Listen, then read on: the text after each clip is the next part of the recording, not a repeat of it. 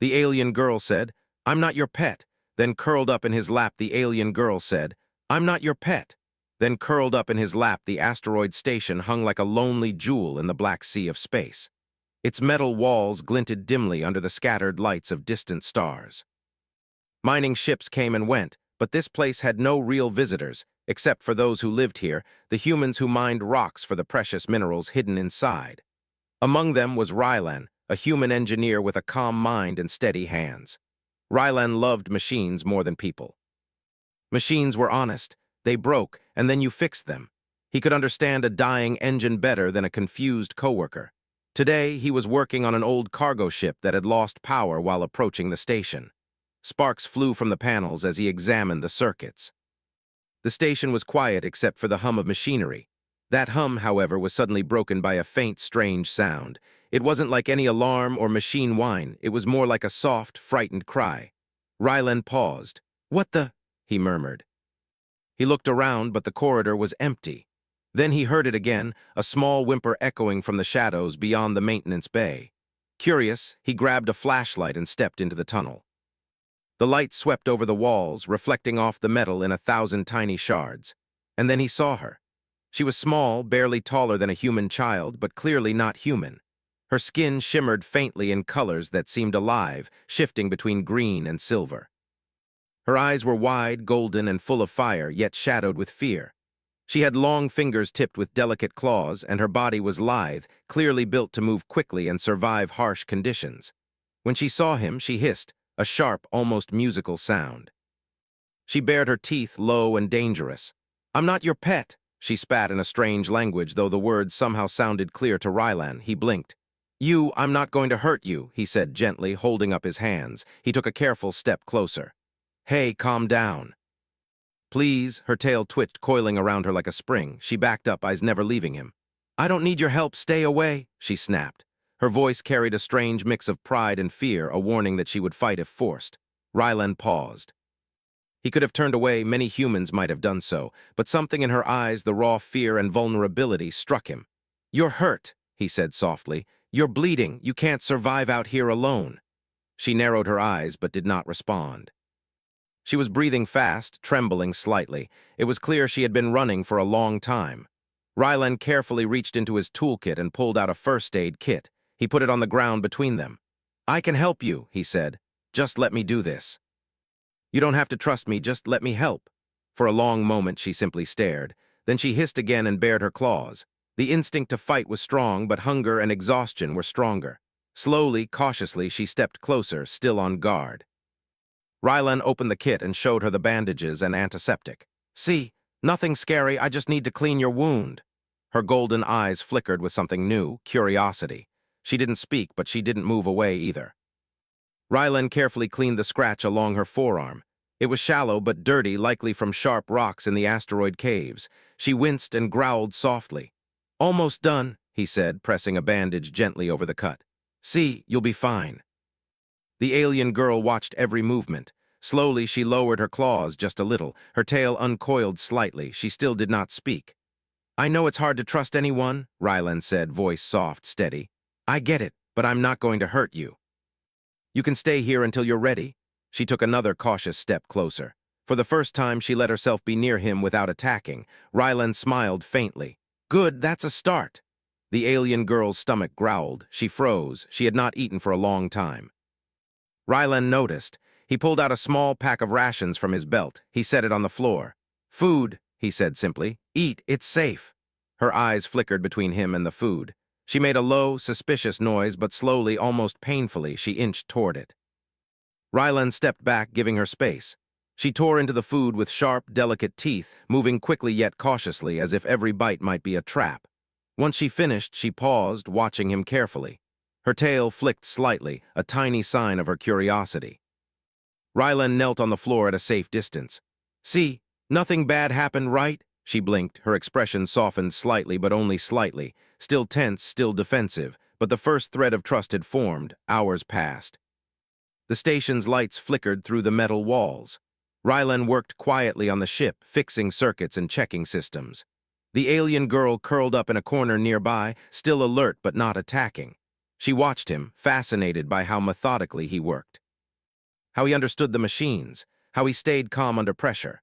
When the station's alarms briefly went off, warning of incoming asteroid debris, she jumped. Ryland's quick thinking and calm orders guided her to a safe spot. She realized he wasn't just brave, he was clever. He could survive here in this harsh, lonely place. By nightfall, the alien girl was exhausted. Her body, built for speed and hunting, could not match the long day of fear, hunger, and constant alertness. She crouched in her corner, watching Ryland carefully as he finished his work. Ryland noticed her eyes were drooping. "You need rest," he said. He gestured toward an empty corner with a soft blanket. "It's safe here, sleep." She stiffened. Her instincts screamed to run, to fight, to never let her guard down. But something in his calm, patient eyes made her hesitate. She sniffed the blanket, then slowly stepped toward him. Before she could think better of it, she curled up in his lap, head resting on her small arms. Ryland froze for a moment, then he smiled softly. "There," he whispered. "Safe now, nothing will hurt you while you're here." The alien girl did not speak. She did not hiss. She simply lay there, tiny and vulnerable, trusting him for the first time. Her golden eyes slowly closed. Ryland stroked her hair gently, careful not to frighten her. He could feel her tension slowly melting. His heart swelled, not just with pride for saving her, but with the understanding that this small, fierce being had chosen to trust him. By her own decision, not forced. Not trapped. Outside, the stars spun silently. The mining station hummed with life. But inside that quiet corner, a fragile bond was forming, between a human who understood courage and a small alien girl who had never known kindness. Ryland knew this was only the beginning. She would test him, she would challenge him, but he would meet her challenge with patience, bravery, and ingenuity. Humanity had survived harsh worlds, deadly predators, and impossible odds. And here on this lonely asteroid, that same spirit was quietly showing itself in Ryland's steady hands and calm heart. The alien girl's breathing slowed, soft and even. She was asleep, curled in his lap. Ryland smiled and whispered almost to himself, "You're safe, you'll see. I'll take care of you." And for the first time in a long while, the alien girl allowed herself to rest, not as a captive, not as a pet, but as a small being who had chosen to trust a human. The asteroid station remained silent, but inside, a quiet story had begun. One of patience, trust, and courage. One that would test both human and alien. And one that would show in its own small way why humanity was something remarkable. The alien girl said, "I'm not your pet," then curled up in his lap. The night was long, but the alien girl slept quietly in Ryland's lap. He didn't move. Outside, the asteroid station hummed and groaned as the mining machines continued their work. Inside, the small corner they occupied was warm and safe. When the first pale light of the station's artificial dawn touched the walls, the alien girl stirred. She lifted her head and blinked her golden eyes at him. For a brief moment, she looked small and fragile, a sharp contrast to the fierce survivor Ryland had first met. Ryland smiled. "Morning," he said softly. "Did you sleep well?" She huffed, a sound like half a laugh, half a growl. "I'm not your pet," she reminded him, though her tone was less sharp than before. "I know," he said, "and you're my guest, that's all." She didn't respond. Instead, she pushed herself to her feet and stretched, long arms and legs moving gracefully. Ryland watched her quietly. Every movement was precise, controlled, like a predator ready to strike. After breakfast, rations for her, a cup of nutrient paste for him, Ryland decided it was time to explore. If the alien girl was going to survive here, she needed to understand her surroundings. But he knew she would not follow willingly. "Come on," he said, standing and gesturing toward the maintenance bay. "I want to show you something." She narrowed her eyes. "I don't need your lessons," she said. "You don't have to call it lessons," Ryland said with a faint smile. "Just a tour." Reluctantly, she followed, keeping a few steps behind him. Every sound made her tense, clanging metal, the hiss of the machinery, even the sound of his boots against the floor. She was alert, scanning every corner with her golden eyes, ready to strike if needed. Ryland led her to the storage area. "These machines are old," he said, pointing to a mining drill. "They can break easily. Watch." He flipped a switch, and the drill whirred to life, gears moving smoothly. Sparks flew from the joints, but he held it steady. He opened the panel and quickly adjusted a circuit, fixing a minor fault. The alien girl tilted her head. She had seen people fight, hunt, and steal, but never someone working with machines like this. "Why do you do this?" she asked, her voice small, almost hesitant. Rylan shrugged. I like making things work. I like solving problems. Machines don't lie. They either work or they don't. She studied him silently. Slowly, she stepped closer to the drill, touching a panel lightly with her claw. It didn't spark or shock her. It obeys you, she asked. It obeys anyone who knows how to treat it, Rylan said, but it's safer if you let me handle it. For a moment, the alien girl considered this. Then, without warning, she pulled back and hissed. I am not weak, she shouted. I can do things myself. I never said you're weak, Rylan said quickly. I'm just showing you how things work. You don't have to do anything you don't want. Her eyes softened just slightly. She was confused, used to strength meaning survival, trust meaning weakness. Yet something about him made her hesitate to lash out. The day passed slowly. Rylan repaired systems, cleaned machinery, and occasionally glanced at her. She watched him, curious but stubborn. Every so often she tried to help, passing him a tool, tightening a bolt, but her movements were awkward, cautious. Not bad, Rylan said once, nodding. You have good hands for this, careful but precise. She glared at him, but the corner of her mouth twitched upward. I know how to survive, she said. And you do, he agreed. That's why I want you to stay alive, not because I care too much, just because you're capable, and I like capable. That night, she refused to curl up in his lap. Instead, she found a blanket in a corner and lay down, still alert. Rylan watched her quietly, understanding that trust had limits. She would come closer when she was ready. The next morning brought danger. Rylan had been checking a mining shaft when he heard her alarmed hissing. He ran toward her voice and found her crouched, tail stiff, eyes wide. What is it? He asked. Something outside, she said. Her voice was sharp now, commanding. Together they approached the hatch leading to the asteroid tunnels. Outside, the vacuum of space stretched, and floating debris from a recent small meteor strike drifted past. But that wasn't the threat. A pack of asteroid predators, creatures Rylan had never seen before, emerged from a nearby cave. 4 of them sleek and dangerous, with eyes that glowed faintly red. They moved quickly, hunting for any prey. Stay behind me, Rylan said. Don't panic, watch me. The alien girl's eyes flickered with fear, but she obeyed, crouching low behind him. Her muscles tensed, ready to spring. Rylan studied the predators. Their movements were fast but predictable. Using quick thinking, he pulled a portable mining drone from his belt and set it to hover above the predators. The drone projected bright lights and emitted loud, high-pitched sounds. The predators recoiled, uncertain. Now, Rylan shouted. He grabbed a heavy pipe and swung it at the nearest predator, striking just enough to drive it back. The alien girl didn't hesitate this time. She leapt forward, claws slashing, teeth bared. Her movements were precise, calculated. Together, human and alien forced the predators to retreat. After the creatures fled, the alien girl crouched beside Rylan, breathing heavily. You fight well, she said, almost in admiration. Rylan patted her shoulder. You too, you didn't wait for me to act, you helped. She looked away, her pride struggling against the new feeling in her chest. Respect, trust, something unfamiliar. Days passed, and the bond slowly grew. Rylan showed her how to repair minor equipment. She began to imitate his movements, at first awkwardly, then with increasing skill. She learned to navigate the station, to avoid danger, and even to use simple tools. They ate together, sometimes sharing rations, sometimes preparing food side by side. Conversation was minimal at first, but it came slowly, small words, gestures, understanding. One evening, after a long day, the alien girl curled up in her blanket again. Rylan knelt beside her. You're learning fast, he said. She blinked at him, golden eyes softening. Maybe you are not so bad, she muttered. Rylan smiled. I'll take that as progress. Her tail twitched, a small sign of amusement or agreement. She still refused to curl in his lap, but she sat closer now. Her trust was growing step by step. The asteroid station was quiet that night, filled only with the hum of machinery. Outside, the stars twinkled cold and distant. Inside, 2 beings, one human, one alien, sat close, sharing warmth without words. A bond had begun, fragile but real. Rylan knew that challenges were coming.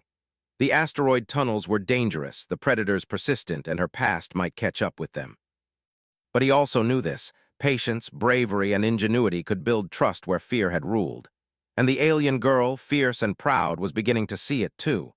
By the time the station lights dimmed for the night, she surprised him. Slowly, almost imperceptibly, she leaned her head against his shoulder.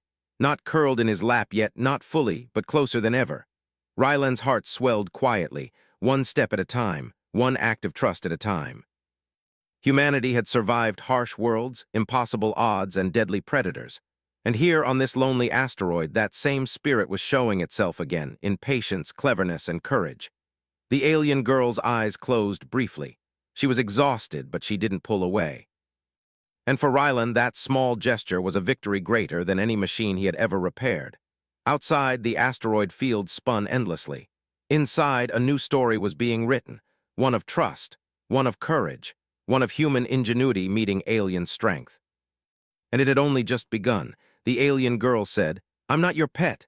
Then curled up in his lap, the asteroid tunnels were darker than usual. Shadows stretched across jagged walls, shifting with every flicker of Ryland's flashlight. The alien girl stayed close, her golden eyes glowing faintly in the dim light. She had learned to move silently, her lithe body gliding over metal and stone as if she belonged there. But today, she felt tension prickling at the edges of her mind. Something was wrong. Ryland's ears twitched with his own instincts. He had repaired many machines and navigated countless tunnels, but he had learned to trust not only tools but also intuition. Today, his instincts screamed danger. "Stay close," he whispered. His voice was calm but firm. "And whatever you do, don't make a sound." The alien girl's tail lashed in response. "I know," she said softly. She had learned obedience wasn't weakness, it was survival, but her pride remained intact. She would follow, but only on her own terms. They approached a narrow tunnel that opened into a larger cavern. Ryland paused. He had never seen this part of the asteroid before. The walls were rougher, more jagged, and the air smelled faintly metallic, mixed with the scent of something alive, something dangerous. From the darkness they heard it first, a low growl that reverberated off the stone walls. Then another, and another. 4 red-glowing eyes emerged from the shadows, fixed on them. The asteroid predators, the same type that had attacked them before, had returned. And this time there were more. The alien girl's muscles tensed, claws flexing. "I can fight," she said, though her voice was tight with fear. "You will fight," Ryland said, "but together, don't underestimate them." The predators moved as one, coordinated and fast.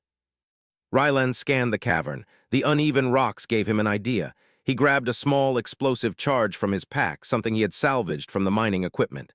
"Watch this," he whispered. He set the charge near a rock formation and activated the remote. A sudden flash and a loud boom sent a shockwave through the cavern. Rocks tumbled and the predators staggered, surprised but far from defeated. "Now!" Ryland shouted. The alien girl leapt forward, claws slashing with deadly precision. She struck one predator in the flank, driving it backward. Ryland swung his reinforced metal pipe, catching another as it lunged at them. The predators hissed, teeth bared, but neither human nor alien wavered. The fight was brutal. Ryland's hands moved with a calm, practiced rhythm, swinging, dodging, and using the cavern's environment to his advantage. He toppled rocks onto smaller predators, forced them into narrow spaces where they couldn't turn, and used his wits to keep the aliens from overwhelming him. The alien girl fought with speed and precision, faster than any predator, but even she could not handle them all alone. She learned quickly to follow Ryland's lead. When he knocked one to the side, she would strike another. When he tripped a rock to block an attack, she used the opening to lunge forward. Together, they were a force unlike anything the predators had seen. Minutes passed, though it felt like hours. Ryland and the alien girl moved as one, instinctively, without needing to speak. Each strike, each dodge, each coordinated movement showed trust, not blind obedience, but a growing bond between human and alien. Finally, the last predator slinked back into the shadows, wary of the pair that had fought so fearlessly. The alien girl dropped to the ground, breathing hard, her claws still flexed.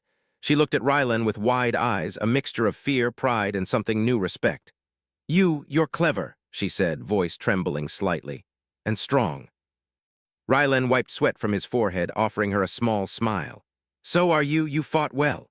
She didn't respond at first, only slowly lowering her claws. Then, almost impulsively, she curled up in his lap, not in submission but in relief. Exhaustion had made her seek comfort, and she trusted him enough to find it there.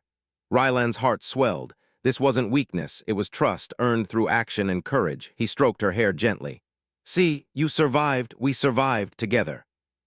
They stayed like that for a long while, the silence filled with the hum of the station above and the distant echoes of the asteroid tunnels.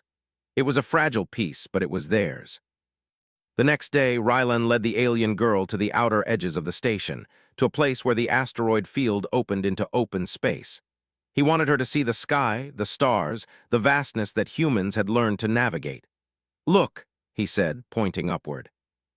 "Out there it looks empty, but it is. There's life, danger, and opportunity everywhere. You can survive if you understand it." She watched the moving rocks and the black emptiness beyond the station. "It's endless," she said softly. "I've never seen so much." "Humans see it all the time," Rylan said. "We learn to survive not just by strength, but by understanding." The alien girl frowned. She was still learning the human way, quick thinking, patience, courage, and ingenuity, but she felt it working inside her. For the first time, she considered that humans were not just fragile beings. They were survivors, clever, determined, and brave. That night, the predators returned, smaller in number but more cunning. Rylan had prepared.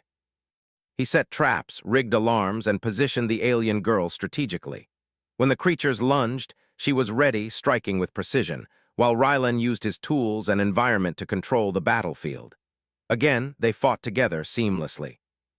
Again, the predators fled, wary of the combination of human intellect and alien skill. After the fight, the alien girl stayed close to Rylan. "You fight differently than humans I've seen," she said. "You think before you strike." "That's how humans survive," Rylan said. "Brains and courage together." Her golden eyes softened. She leaned against him, resting her head on his shoulder. Not curled in his lap this time, but showing trust. Trust that he would protect her, but also respect her strength. Days turned into weeks. The alien girl learned to navigate the station, to handle tools, and to cooperate with Rylan in ways she had never thought possible. They shared meals, stories, and quiet moments. The bond grew stronger, forged in danger, patience, and mutual respect. One evening, a sudden explosion rocked the station. A small mining drone had malfunctioned, sending sparks and fire across the metal floor. The alien girl reacted instantly, hurling herself to block falling debris from hitting Rylan. He dodged a burning piece of metal and used a fire suppression system to contain the flames. They both stood, panting but unharmed. "You saved me," Rylan said quietly, looking at her. I didn't want you hurt," she replied, her voice almost shy.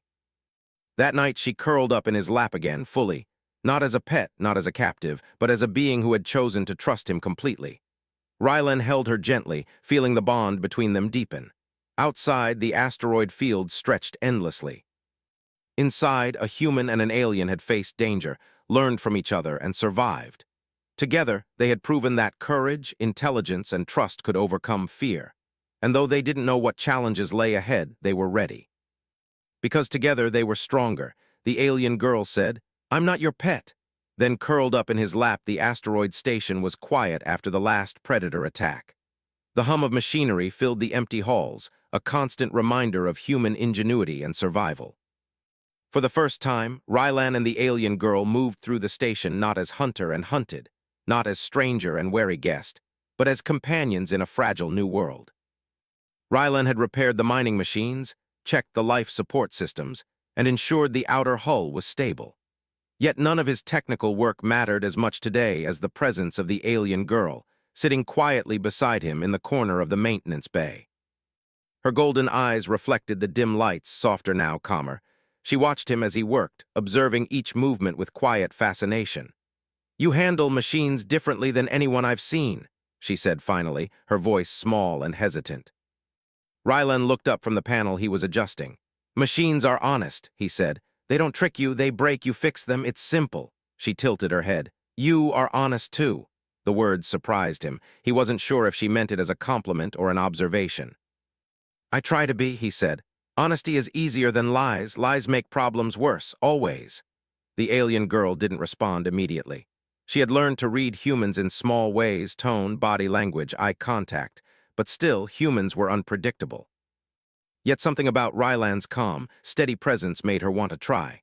That day, Rylan decided to show her something he had never revealed to anyone before, the observation deck. It was a small platform above the station, with a wide view of the asteroid field and the stars beyond. "Come," he said, "I want you to see something." She hesitated, claws twitching, but followed him. The stairs creaked under his weight, but he led carefully, knowing she would be cautious. When they reached the top, the station opened to the black expanse of space, dotted with stars and drifting asteroids. The alien girl gasped softly. "It's endless," she whispered. Her eyes shone with awe, and for a moment her usual fierce expression softened completely. "It is," Rylan said, "but it's not empty. There's life out there, danger and opportunity. Everything you see, you can survive it if you understand it." She studied him, golden eyes wide. "And humans survive it all." "Not all," he said honestly, "but we try, we learn, we think ahead, we never give up even when it seems impossible." She nodded slowly, something in her chest shifted. She had never thought of survival this way, not just fighting or fleeing, but learning, planning, thinking, adapting. Humans were not weak as her people had believed. They were clever, dangerous in ways that did not require brute strength. Rylan crouched beside her, pointing toward a cluster of asteroids. "See those rocks? They look harmless, but hidden among them are tunnels, minerals, sometimes even predators. Understanding the environment, that's how you survive out here." The alien girl leaned forward, touching a small panel of the railing, feeling the vibrations of the station beneath her. "I understand," she said. "I want to learn from you," Rylan smiled. "Then we'll learn together." That night they shared a small meal in the corner of the observation deck. She ate cautiously, still wary, but sat closer to him than before. Her tail flicked lightly against the floor, a subtle sign of comfort and curiosity. Rylan noticed but didn't comment. He understood that trust grew slowly in small gestures. After eating, the alien girl curled up in his lap. This time it was not fear or exhaustion driving her, it was voluntary. She had chosen to rest with him, to trust him completely. Rylan stroked her hair gently, careful not to overstep. "You fight, survive, think," she said softly, almost to herself. "Humans are remarkable," Rylan chuckled. "We like to think so, but we also learn from others, from mistakes, from allies, from people we trust." She paused, then spoke, her voice barely a whisper. "I have not had many people I could trust." Rylan's heart tightened. "I know," he said gently, "but that doesn't mean you won't now. You survived predators, traps, and harsh worlds, and you're still here." "That's strength, not weakness." Her eyes glistened faintly. She turned her head, pressing against his chest. I don't want to be alone anymore," she admitted. "You won't be," Rylan said softly. "Not while I'm here." Over the next few days, they trained together. He taught her simple techniques for repairing machines, moving through tunnels quietly, and reading the asteroid field. She taught him her species, survival instincts, how to detect predators, how to sense vibrations in metal and rock, and subtle signals of danger invisible to humans. Through this exchange, their bond deepened. They began to understand each other, not just as allies, but as companions. The alien girl began to share small pieces of her past. She had been captured years ago, forced to fight, to survive in ways no child should endure. She had seen cruelty, loss, and betrayal. Her trust had been earned through fear, not kindness. Rylan listened quietly, without judgment. He didn't offer pity, only understanding. "You survived everything," he said. "That makes you strong, not broken, strong." She looked at him, golden eyes reflecting a mixture of gratitude and disbelief. "You do not fear me." "Fear is for things that can harm you without reason," he said. "You're strong, intelligent, and capable. I respect that. I do not fear it." Her tail flicked in a small sign of approval. "Few respect me," she murmured. "Many try to control me, make me fight, or use me." Rylan nodded. "I won't, I promise. You decide everything for yourself, always." She leaned closer, her head resting against his chest. For the first time, she allowed herself to feel safe. Not captive, not a fighter, but just herself. Days passed with shared work, small victories, and quiet evenings. Rylan showed her the station's communication system, how to send signals, how to observe incoming ships. The alien girl practiced diligently, asking questions, testing her abilities, and slowly shedding the walls around her heart. One night, the station's alarm blared suddenly. Rylan and the alien girl jumped into action. A small meteor shower had struck the outer hull, sending sparks and debris into the air. Rylan quickly assessed the damage, while the alien girl used her sharp senses to detect weak points in the structure. Together, they prevented a catastrophe. She helped guide him to the most dangerous areas, warning him of falling metal and shifting debris. Her quick thinking saved him from a collapsing panel. For the first time, Rylan saw not just her strength, but her intelligence and intuition, perfectly complementing his own skills. After the danger passed, they collapsed against the wall, breathing hard. The alien girl looked at him, a mixture of exhaustion and admiration in her eyes. You are clever," she said, "and brave. I understand now why humans survive." Rylan smiled, brushing a strand of her hair from her face. "It's not just courage," he said. "It's patience, planning, and understanding others. Strength alone isn't enough." The alien girl nodded slowly. She curled up in his lap again, this time fully relaxed, trusting him entirely. "I am glad you found me," she whispered. "And I'm glad I did too," Rylan said softly. "We make a good team, you'll see. We can survive anything together." Outside, the asteroid field stretched endlessly, indifferent and vast. Inside, a human and an alien girl had found understanding, connection, and trust. They were no longer just survivor and rescued. They were companions, allies, and friends. The days that followed were quieter, but no less important. The alien girl practiced repairing minor machines, learning Rylan's methods while teaching him her species' survival techniques. They shared meals, laughter, and quiet conversations. The bond grew stronger with every shared moment, every act of trust, every small gesture of care. Rylan realized that humanity's strength wasn't just in machines or tools, or even in physical courage. It was in patience, empathy, and understanding. By respecting the alien girl's pride and fears, he had earned not just her trust, but her respect. And the alien girl, fierce and proud, had learned that humans were not weak creatures. They were clever, brave, and worthy of trust. As the stars glimmered outside the station, she curled in his lap once more, sighing softly. "I am safe," she whispered. "Yes," Rylan said, holding her gently. "Safe for now, and we'll keep it that way together." The asteroid station continued its hum. The universe outside remained vast and indifferent. But inside, a human and an alien girl had forged a bond that neither predator meteor nor harsh asteroid world could break. And that bond would be tested one final time.